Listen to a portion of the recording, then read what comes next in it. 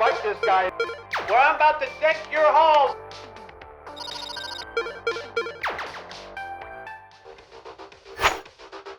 What's up, Dusty? This is a 12-minute podcast. It's only going to be 12 minutes, and then we're never going to talk again. I'm going to ask you a bunch of questions. Any questions you don't want to answer, just tell me to go fuck myself. We'll politely move on. Okay. And otherwise, we'll start now. All right. How are you? Good. How are you? I'm good, thanks. You did it. I'll get through more than anybody else. That's right. What's your favorite sound, man? Like, if you hear this sound, you're like, hey, that's fucking good sound. A bird. I love, like, birds, quail, hawks, wind. Any bird call. Hawk, man, quail. Especially out in the country, man, when you don't really hear much else, you can just hear the birds. Mm-hmm. It's pretty nice. Beautiful, dude. It's the sound of the wind. Yeah. All right. In the podcast, on the video, there's going to be a bar right under your face, and it's going to say anything you want, man. What do you want us to put in that bar? What do you want us to call you? Like my name? Anything, whatever you want. Love yourself. Love yourself, everybody. It's actually really good. What's your earliest good, fun childhood memory? Playing video games with my brother.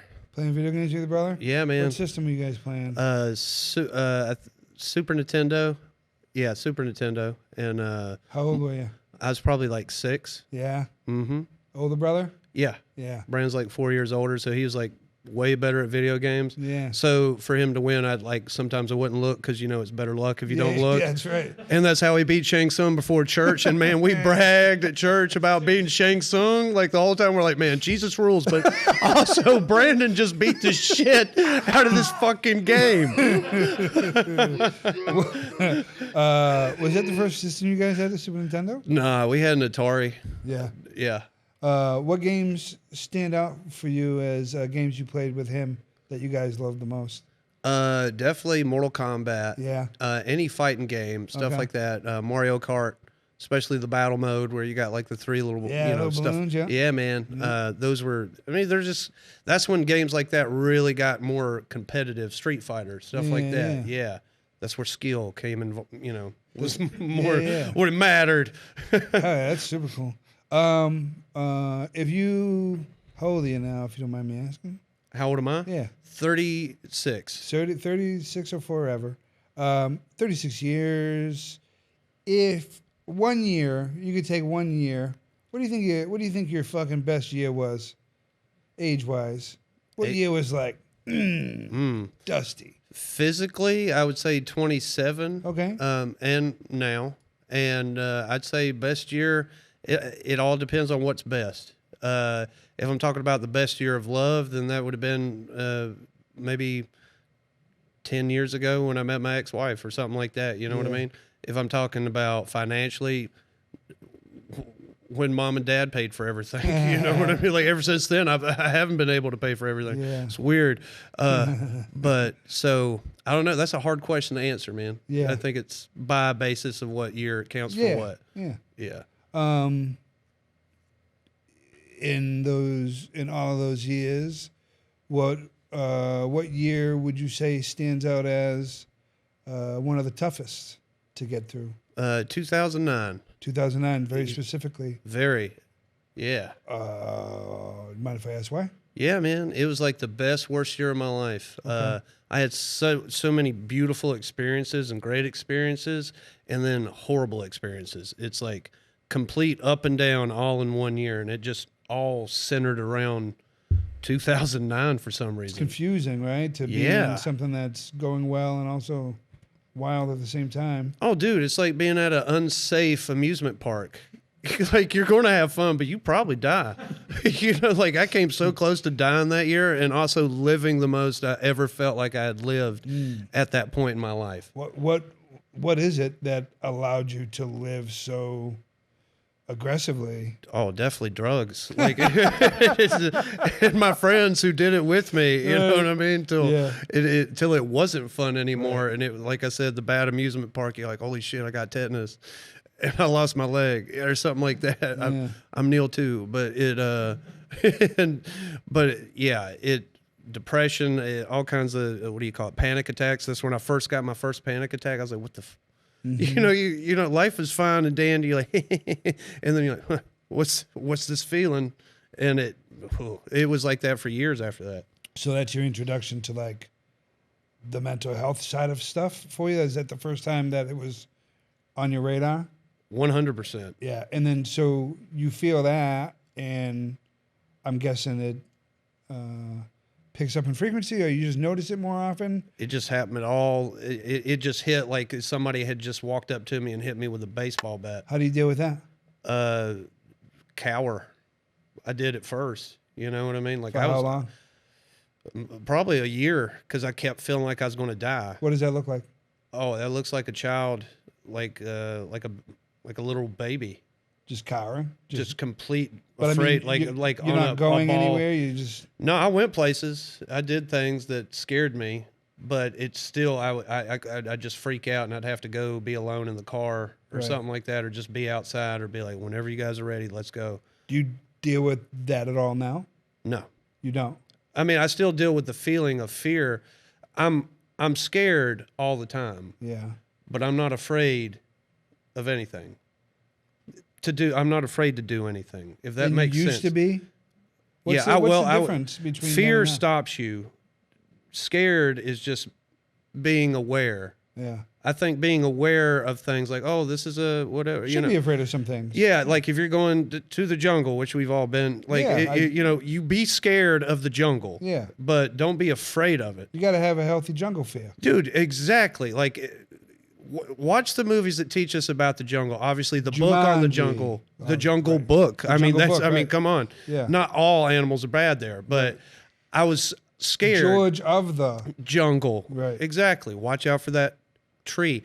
And I was just scared. I was just scared, but the fear stops you from doing things. So, from the point of being kind of shut down and afraid of everything to now, where you feel much differently, what's the difference? What changed? Growth, time. Yeah. Time, if anything you want to grow in, it takes time too, Yeah. no matter what. And I think I had to get to center. I had to center with myself and God and the universe, of being like, hey, I have something to do on this earth. I can't just not do nothing. And slowly, destiny leads you in a certain direction, and now I'm here. Do you feel like you have a purpose? Oh, 100%. I think we all do. Yeah. I mean, it's everybody I know that seems to have a purpose seems to be doing much better than people who do not have purposes. How did you know what your purpose was? I looked over my life and I was like, what's the constant in it that's Okay. always been there? Yeah. That's something that's not abnormal. You know what I mean? It ain't like you just wake up one day, you're like, holy shit, I'm good at math. You're like, that doesn't happen. But, if you were, you would use that in part of your destiny, I believe. Like purpose and destiny, same thing. I just like destiny sounds cooler. It does. But for sure.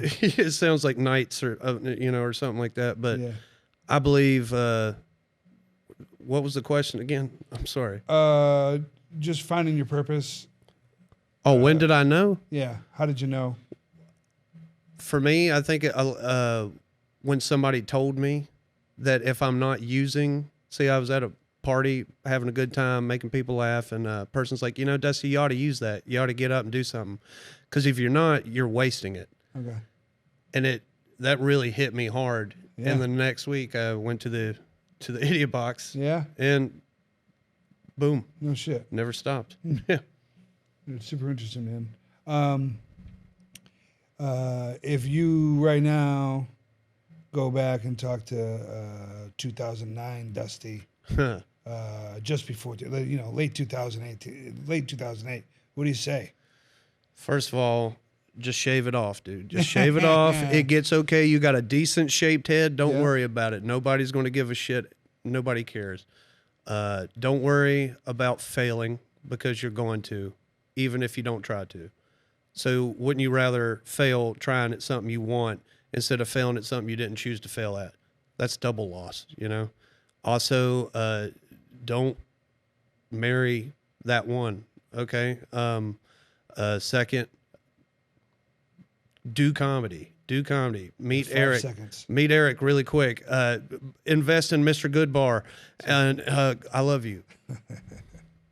Good. That's good. Good advice. All right. Last question. I'll let you go. Desi. Okay, dude. Do you love yourself? Do I love myself? Yeah. I do. I'm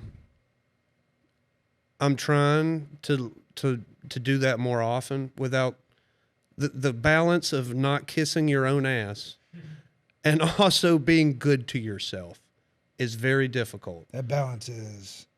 Yeah, because in this world, it's either one or the other. You know what I mean? Mm-hmm. And it's like, I want to meet that equilibrium, but I'm getting closer to it. How do you walk that line? By trying to do things that I feel are part of what I should be doing, like this and comedy. Like the more I do it, the more I feel at peace with myself because I feel like I'm doing what I ought to be doing. Hell yeah. That's your purpose? I believe so, my friend. Hell yeah, dude. All right, that's it. That's the. We got 10 seconds. You can do whatever you want. Hell yeah. Everybody out there, this has been great. I'm glad you all came to my show. Now I'm going to interview Eric for 1 second, and we're done. Good job, Eric. That's what that noise was. Okay. Appreciate you, dude. Dude, appreciate you, brother. Yeah, man.